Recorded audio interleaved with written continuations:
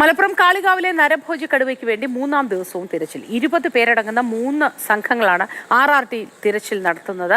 2 കുങ്കിയാനകളും ദൗത്യത്തിന്റെ ഭാഗമാകും. അരുൺ അമൃതനാഥ് ചേരുന്ന വിവരങ്ങളുമായി. Arun, good morning. തെരച്ചിൽ എങ്ങനെയാണ് ഇന്ന് പുരോഗമിക്കുന്നത്? 20 പേരടങ്ങിയ 3 സംഘങ്ങളായാണല്ലോ ഈ തെരച്ചിൽ അവിടെ നടത്തുന്നത് ഇന്ന്.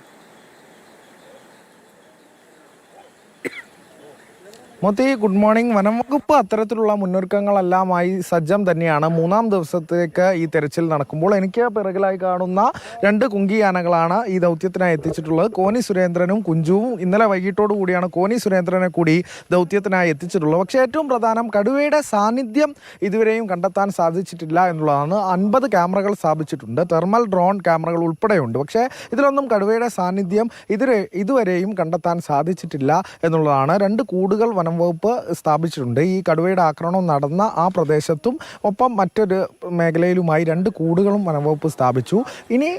ഈ നീക്കങ്ങളെല്ലാം തന്നെ അടിസ്ഥാനമായിരിക്കുന്നത് കടുവയെ ആദ്യം കണ്ടെത്തുക എന്നുള്ളതിനെ കേന്ദ്രീകരിച്ച് തന്നെയാകും. അങ്ങനെയെങ്കിൽ മാത്രമേ ഈ കുങ്കിയാനകളെ തെരച്ചിലിനായി കൊണ്ടുപോവുകയുള്ളൂ, ഈ മേഖലയിലേക്ക് കൊണ്ടുപോവുകയുള്ളൂ. ഡോക്ടർമാരെത്തി ആരോഗ്യമൊക്കെ പരിശോധിച്ച ശേഷമായിരിക്കും കുങ്കിയാനകളെ സ്ഥലത്ത് തെരച്ചിലിനായി വിന്യസിക്കേണ്ടതുള്ളൂ എന്നുള്ളതാണ് വനംവകുപ്പ് ഇപ്പോഴെത്തിയിരിക്കുന്ന ഒരു നിഗമനം എന്നുള്ളത്. ഇത്തരത്തിൽ നാട്ടുകാരുടെ ഭാഗത്തു നിന്ന് വലിയൊരു ആവശ്യമാണ് ഉണ്ടാകുന്നത്. കടുവയെ മയക്കുവെടി വെച്ച് പിടികൂടണം, അല്ലെങ്കിൽ കടുവയെ ഇവിടെ നിന്ന് കൊണ്ടുപോകണം എന്നുള്ള ആവശ്യം ഉൾപ്പെടെയാണ് നാട്ടുകാർ ഉന്നയിച്ചത്. അത്തരത്തിലുള്ള പ്രതിഷേധങ്ങളൊക്കെ ആദ്യം തന്നെ കണ്ടതുമാണ്. അപ്പോൾ വനംവകുപ്പിന് മേൽ അത്തരമൊരു സമ്മർദ്ദമുണ്ട്. ഇനിയും കടുവയെ കണ്ടെത്താനായില്ലെങ്കിൽ അത് കടുവ ഇവിടെ ഇല്ല എന്നുള്ളൊരു ഉറപ്പ് നാട്ടുകാർക്ക് കൊടുക്കേണ്ടിയിരിക്കുന്നു. അങ്ങനെ അതൊരു ശാശ്വതമായില്ല എന്നുള്ളതാണ് നേരത്തെ സൂചിപ്പിച്ചതുപോലെ തന്നെ. കാരണം ഇനി എപ്പോൾ വേണമെങ്കിലും കടുവ തിരിച്ചു വരാമെന്നൊരു ആശങ്ക അവിടെ അവശേഷിക്കും. അപ്പോൾ കടുവയെ പിടികൂടുക എന്നുള്ളത് തന്നെയാണ് ശാശ്വത പരിഹാരം.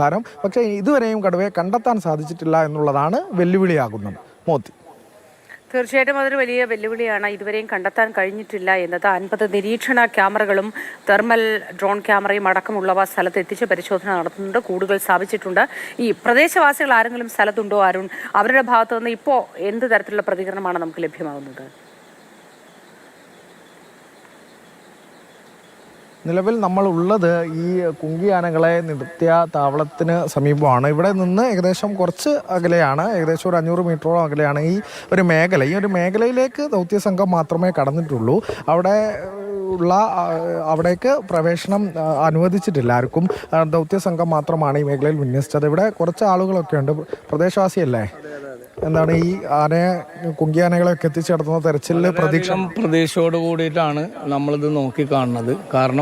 കാരണം മാസങ്ങളോളം, അതായത് വർഷങ്ങളോളമായിട്ട് നമ്മൾ ഇതിനെതിരെ പരാതിയും കൊടുത്ത് നമ്മളെ വീട്ടിൽ നമ്മളൊരു 6ഓളം ആടുകളെ കൊണ്ടുപോയിട്ടുണ്ട്. ഈ സംഭവ സ്ഥലത്ത് നിന്ന് ഒരു 200 മീറ്റർ മേലെയാണ് എൻ്റെ വീട്.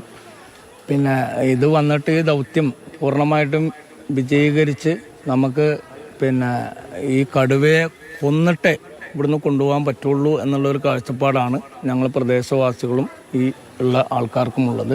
കാരണം എന്താണെന്ന് ചോദിച്ചു കഴിഞ്ഞാൽ ഇത് ഭീഷണി നേരിട്ടുകൊണ്ടിരിക്കുന്നത് ഒരു 3 വർഷത്തോളമായിട്ട് നമ്മൾ വനം വകുപ്പിനെയും അതേപോലെ എല്ലാ രേഖകളും ഇവിടെ നാട്ടിലുള്ള മുഴുവൻ ആൾക്കാരെയും കൂട്ടിയിട്ടൊരു മാസ് പെറ്റീഷൻ വരെ കൊടുത്തിട്ടുള്ളതാണ്.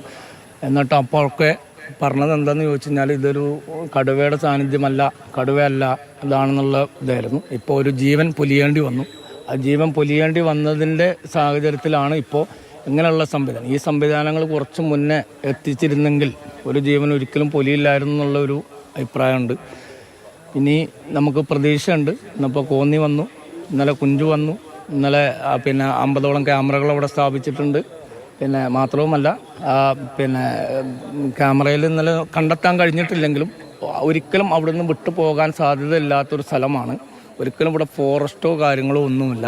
ഒക്കെ കർഷകർ അവിടെ തന്നെ ഉണ്ടാകുമെന്നാണ് നിങ്ങളൊക്കെ കരുതുന്നത്? തീർച്ചയായിട്ടും അവിടെ തന്നെ ഉണ്ടാവും. കാരണം എന്താണെന്ന് ചോദിച്ചു കഴിഞ്ഞാൽ ഇനി ഇത് കേരള എസ്റ്റേറ്റാണ് തൊട്ടപ്പുറത്തുള്ളത്, പുല്ലങ്കോട് എസ്റ്റേറ്റ് ഇപ്പുറത്തുണ്ട്. ഇവിടുന്ന് ഇത് ഇങ്ങനെ അവിടെ പോയിട്ട് അവിടുന്ന് തിരിച്ചു വരുന്നൊരു ഇതാണ്. ഇവിടെ വന്നു കഴിഞ്ഞിട്ട് അവിടെയാണത് കിടക്കുക. അവിടുന്ന് ഒരിക്കലും മനുഷ്യൻ്റെ രക്തവും മനുഷ്യൻ്റെ മാംസവും ഭക്ഷിച്ച സ്ഥിതിക്ക് ഇനി ഒരിക്കലും ആ കടുവ അങ്ങോട്ടോ ഇങ്ങോട്ടോ പോവില്ല. അത് നമ്മളെ സംഭവ സ്ഥലത്ത് തന്നെ വരും എന്നുള്ളതാണ്. ഇന്നലെ കൂട് സ്ഥാപിച്ചിട്ടുണ്ട്.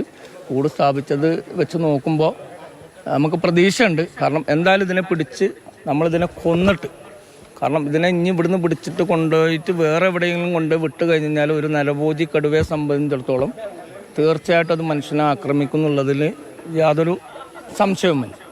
അപ്പോൾ അങ്ങനെ ഉള്ള ഒരു സാഹചര്യത്തിൽ എന്തായാലും നമുക്കിന്ന് പ്രതീക്ഷയാണ്, കോന്നി വന്നു എന്നെങ്കിലും കണ്ടെത്താൻ കഴിയും എന്നുള്ള ഒരു ആത്മവിശ്വാസത്തിലും, അതേപോലെ നമുക്ക് പണിയെടുക്കാൻ പോകണമെങ്കിൽ, നമ്മൾ മലയിൽ പോകണമെങ്കിൽ, വെട്ടണമെങ്കിൽ, വാഴ കൃഷി നടത്തണമെങ്കിൽ, ഇതിനൊക്കെ എല്ലാ കാര്യത്തിനും ഇന്ന് അതിനെ എങ്ങനെയെങ്കിലും കണ്ടെത്തി പിടികൂടുകയാണെങ്കിൽ അത്രയും നല്ലത് തീർച്ചയായും ഇന്നെങ്കിലും കണ്ടെത്താൻ കഴിയുമെന്ന പ്രതീക്ഷയാണ് പ്രദേശവാസികൾക്കും ഉള്ളത്.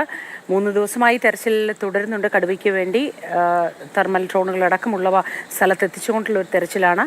എല്ലാ തരത്തിലും ശ്രമം നടത്തുന്നുണ്ട്.